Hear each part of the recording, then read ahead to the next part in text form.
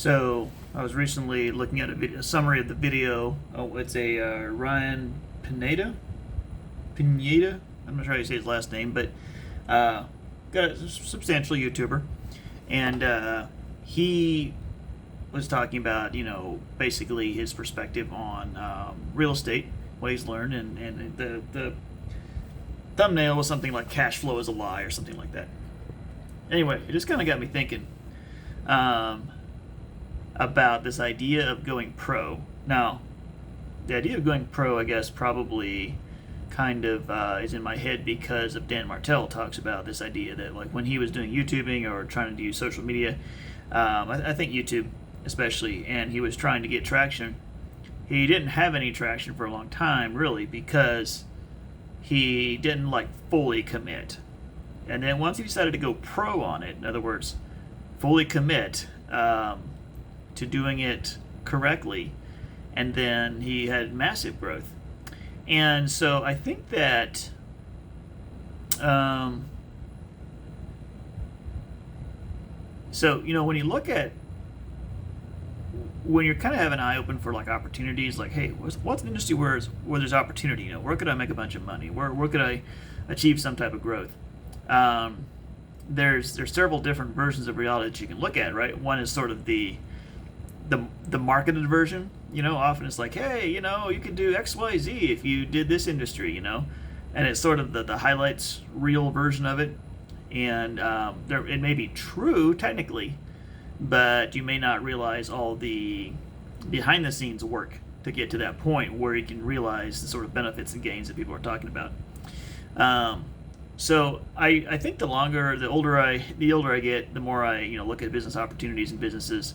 I think I see that on the whole, like, there may be a few, arbitrage opportunities or something like that where you can strike it rich really easy, and it can comes fast. It might go fast, but it comes fast. It's easy, and you're kind of right place, right time, and boom. I don't think that's how it is in most industries.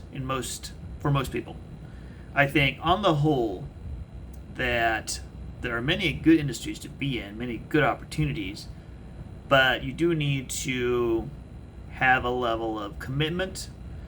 You need to go pro. So, like, without the proper foundation, let's take real estate for instance, right? So, I've had some interest in real estate, mild interest, I'd say, and I've toyed with with our move to Dallas to keep our current home as a rental property and yada yada, and I think once again it's like there's plenty of people that lose money in real estate too, right?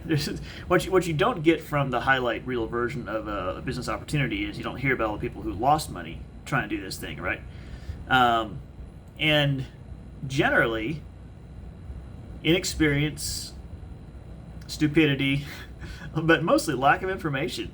Lack of execution are two phenomenal ways to lose a lot of money in business. And so, going in with hopes and dreams as your primary your primary knowledge and fuel and strategy for your business can cost you a lot of money. At the same time, if you commit, if you're like, hey, I'm in this for the long haul, I'm going to learn everything I can.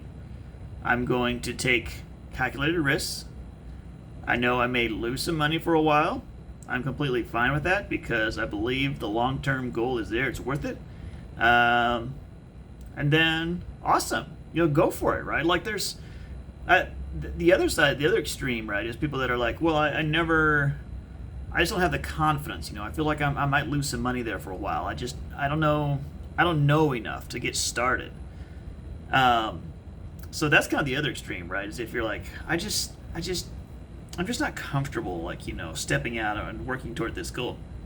And there's, I think, a lot of people who probably, looking back from the vantage point of a 70-year-old, probably, they're like, man, I should have taken some more risks. I should have learned a new skill. I should have gone business for myself or X, Y, whatever the investment is. I should have made a different kind of investment when I was younger to be experiencing better results today. So this is not a this is not a rant about encouraging you to do nothing and to never go for it. Not at all. I think it's just the idea that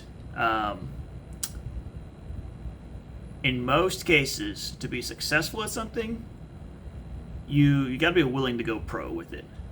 If you're willing to go pro with it, and by pro, basically I mean you learn everything you need to know through research and experience. You take calculated risks. You make strategic investments, and you plan to be in it for a while. Providing, of course, that we start getting some traction, right? I'm not saying you commit to a 20-year plan without any knowledge, without any verification that you're actually going to get to where you want to go. But it's this long-term view, I think, is it. And I think it can be tempting to be like, I'll just pop into this industry and try to make some quick money, and in 5 years I'll be super rich, or else I'll 3 months from now maybe I'll just have forgotten about it because it wasn't really working. Like that that is not the recipe typically for success. So basically it's pretty simple. If you want to be successful, commit and go pro. And if you're willing to do that, and then there's a really good chance that you can realize some excellent returns.